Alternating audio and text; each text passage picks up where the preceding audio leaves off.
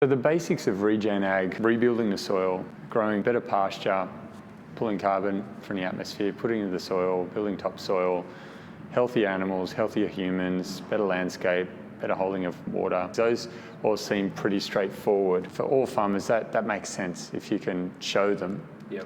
But when you bring in the biodynamic side of it, you're getting a result with something that is still on the fringe of science, Yep. maybe misunderstood. Do you find that that's challenging to teach some farmers? I was at a turning point in my life, in my career, in my understanding of my place in the world. Well, I was open to anything. I knew that I had to. There had to be something different. I met Hamish Mackay, who's our Biodynamic educator, about 14 years ago, I guess. He, for 2 hours, spoke about biodynamics, and it really resonated with me. That was.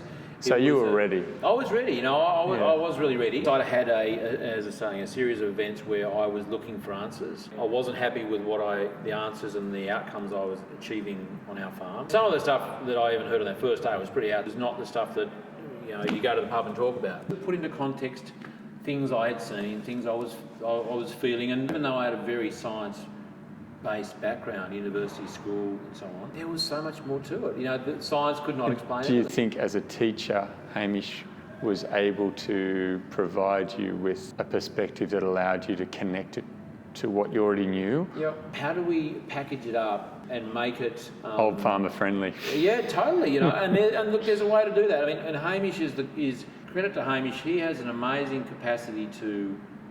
He's super intelligent, very well read.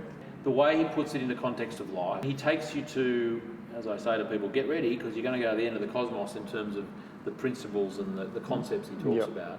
But he'll bring you back pretty quickly and place you firmly on the ground with an experience, an analogy that puts everyone back in a comfortable seat again and go, okay, I'm just getting little hints of that. I understand that. I'm ruminating on that as I go. But I'm not staying there in the end of the universe talking about these crazy things, concepts that are just doing my head in. Let them know it's there. Explore it in your good time. Go there today, go there next year, never go there, that's fine too. You make it practical. 80% of something's better than 100% of nothing. Just go and try it. Don't get caught up with all of the timing. Don't have to have a yarn to the fairies before you go and do it, or wear a pointy hat at midnight in the nude, doing crazy stuff. That's pretty cool too, though. That is cool too. No, talking about romance. Yeah. But just get comfortable with the idea that you are replacing, because this is what we're dealing with often, is farmers who are conventional, doing buying their fertiliser in bags and whatever else, and spend a lot of money doing it. It's about getting them comfortable with just try little bits of this. If you're spending $200 a hectare on your croppings, current in your budget, carve off 20%. $20 a hectare. Use a biological. It doesn't have to be biodynamics. It can just be like a weed tea or compost tea. Stuff that is, if we want to say this, built purely on science. Your setup's pretty awesome with the composting and the compost teas, and then just using that, even if they just view it as a fertiliser. That's exactly it. And just treat it that way. It is, without it getting too out there. Just keep it simple. Just say this is fertiliser for your property, and here's how you make it. Because you're not going to an agent buying a bag of fertiliser, a third party, I'm disconnected, I'm not responsible for this thing, and you are literally using cow shit that you've collected from the paddock that has the biology of your landscape, and you're producing some amazing biodynamic preparations. You're culturing that. That's it. The simpatico that you start having and the romance you start having in the landscape, and the love you're giving it is this give back moment. You can't help becoming part of it. It's a cyclical relationship where you're becoming one and the same with the landscape. And taking on the responsibility of farming as the stewards of the landscape, putting the reverence back into the farm. We used to have reverence for everything. What makes farming unique, or one of the things, is our lifestyle, is our job. We walk out the doors, our homes are on our farm. Where's the demarcation? We used to have reverence. We have reverence in our home for what we do. We have reverence in our paddocks. We lost that so many years ago. When practices like biodynamics and other regenerative practices, which require a certain change of thinking, when you just transition 20% of your budget going in there, which changes your activities, when you start being respectful and having reverence for your animals above ground and below ground, and start acknowledging that we have livestock under there, and understanding and have reverence for the relationships between all these things, and all we have to do is let those relationships thrive, and the best thing we can do is step away. Let it heal itself. Yeah, the self-work, because that's what it's trying to do. You're just trying to guide it. It's like weeds. And you're weeds supporting are messengers saying, Yeah, something's going on. Okay, you've bared this land off. I'm going to jump in and help you out. I'm going to give you some ground cover. I'm going to try and tap some roots to this level to bring these minerals in. I'm going to try and pull this out of the atmosphere. And copper, because this is where you're deficient. Also, here comes the cavalry. And you keep putting too much of this on and taking this off. And what do? We go and go, we don't want you there. You don't look good. You're not tasty. Yeah, that's right. Your Patterson's curse, you've got a purple flower, I don't like that. Yep. You're not growing grass. Like, you'll never bloody grow grass there if you get rid of the Patterson's curse and you keep spraying it. You've got to build that foundation. Do you think, like I know for myself, teaching people movement and health and fitness, some people just connect. I'm passionate about this, I love it, and some people get it when I talk to them.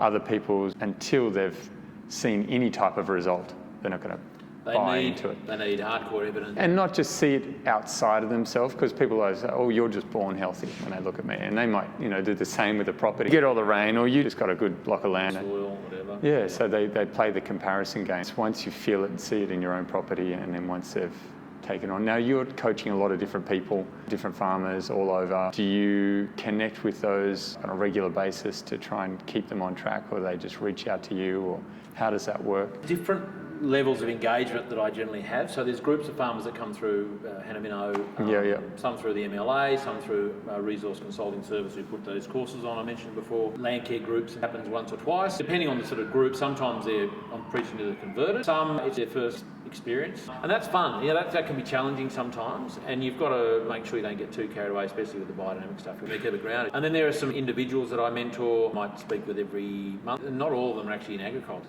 The principles of business apply to everyone. Ali, what you're doing is helping a lot of people. You're getting good results. You're seeing it help other farmers regenerate the landscape. How can people get in touch with you to learn more, to become part of this? They just need to get on my website, can get in touch with me about training, or we sell product as well, so this is not necessarily a plug for that, but that's probably the best touch point. They can send me an email. Just on that point, what I'm finding every day, every second day, a text or an email or something, people looking for help. And maybe a family from the Riverina who are looking to change the way they're doing things. They're on a conventional farm and they want to get their own farm and learn how to be a regenerative farmer. Might be someone who's just come out of university looking for a bit of a different career path. Any number of backgrounds with experience in the normal world coming, and they're looking to change. They're looking to do a tree change. They're asking what's the best regenerative course I can do. This movement is growing. The Southern Cross University at Lismore next year are starting the world's first regenerative agriculture degree. It's a 3 or 4 year course. If people are looking to really get some tertiary education into them, that's the place to go. What I'm doing with a guy called Adam Gibson at the Northern Rivers at Byron Bay is we're looking to create an ecosystem. We can capture people currently emailing and calling me looking for help. Where do they go? How do they get trained up in regen ag, and bring them into an ecosystem where we help them flourish. Whether they want to buy a farm somewhere, we can find some capital for them. Whether they want to just get some training, it might be a week course, it might be a 4 year course. Whether they're just looking for some mentoring, whether they're looking to help with some succession plan, any sort of touch point. They might have a new piece of tech they're developing, or different practices they're trying to develop, fostering those seeds of inspiration. A seed with its genetics, fine, but if it's not in the right soil, getting the sunshine, it's not going to flourish. And we want people to flourish, we want businesses to flourish and create an opportunity. And there's so much interest in it. The money coming, there's so many funds being created to invest in regenerative ag practices, businesses, buying up land. They see this as a great opportunity. And I trust that they have the right intention. I think that's one of the things that's been missing in the agricultural space is investment to actually help people transition. Well, you can't tax biology, so if you can improve a property, it's a real winner. Absolutely. The ecological bank account just needs to be made more measurable so that way people can understand it. Totally. We need to be counting the number of worms per square foot and selling our land There's based a job. on that. That used to be the way they sold land in Europe at some point in time. It's fantastic. There's no greater indicator of soil health than the worm. Thanks for all your hard work, man. I'm loving it, and thank you for the opportunity to talk about it. I talk the leg off a table. Totally, man. You need to.